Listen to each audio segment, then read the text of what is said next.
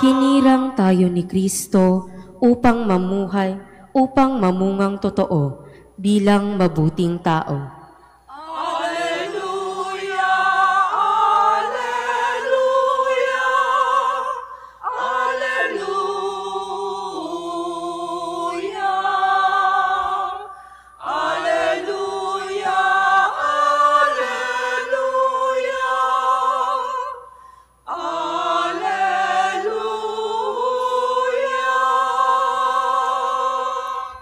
Sumainyo ang Panginoon. At sumainyo rin. Ang mabuting balita ng Panginoon ayon kay San Lucas. Papuri sa iyo, Panginoon. Noong panahong iyon, umahon si Jesus sa isang burol at magdamag doong nanalangin. Kinaumagahan, tinawag niya ang kanyang mga alagad at pumili siya ng 12 sa kanila na tinawag niyang mga apostol. Si Simon na pinangalanan niyang Pedro at si Andres na kanyang kapatid. Sina Santiago, Juan, Felipe, Bartolome, Mateo, Tomas at Santiago na anak ni Alfeo, si Simon ang makabayan, si Judas na anak ni Santiago at si Judas Iscariote na naging taksil. Bumaba si Jesus kasama nila at tumayo sa isang patag na lugar.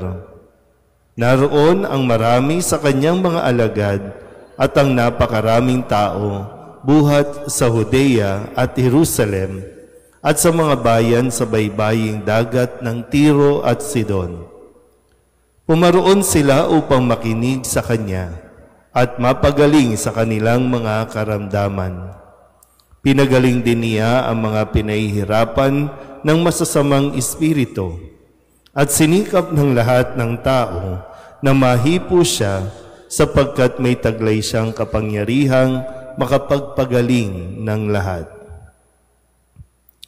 Ang mabuting balita ng Panginoon. Pinupuri ka namin, Panginoong Hesukristo. Isang magandang umaga po sa inyong lahat. Ngayon po ay Martes ng ika-23 linggo sa karaniwang panahon.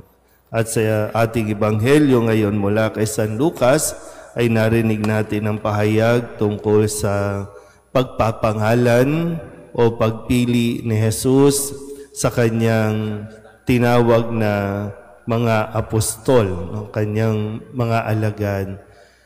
Kung atin pong pagninilayan, sabi po dito, tinawag niya ang kanyang mga alagad. So hindi lang po 12 ang sumusunod kay Jesus para maging alagad. Kung maalala niyo po, nung linggo, sinabi ni Kristo sa mga sumasama sa Kanya.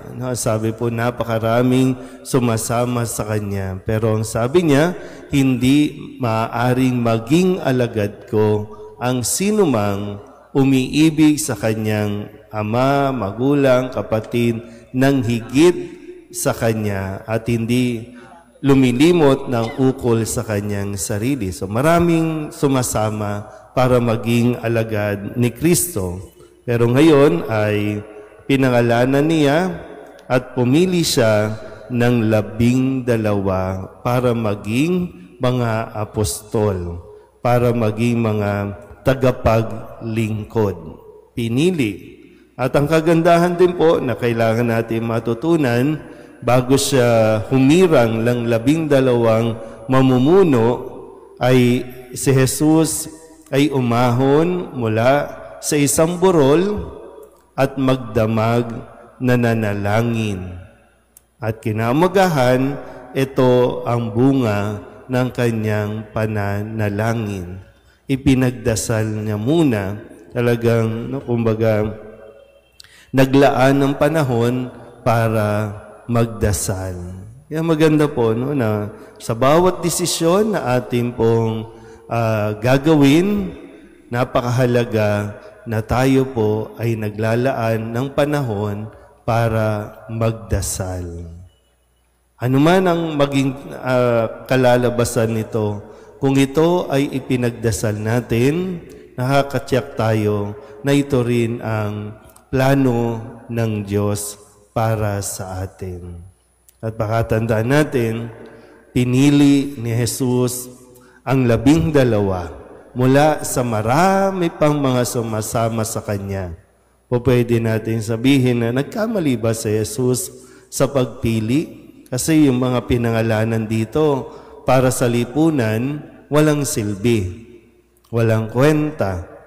Yung iba naman, para sa pananaw ng mga tao, makasalanan. At meron pa rin, nagkamali ba si Jesus sa pagpapangalan o pagpili kay Judas Iscariote na nagkanulo sa kanya? Sa dami ng tao doon, bakit si Judas? Pero muli, ito ay pinagdasalan ni Jesus. Magdamag na pinagdasalan ni Jesus. So, hindi madali. Pero pinili niya ang mga ito ayon na rin sa kagustuhan ng Diyos.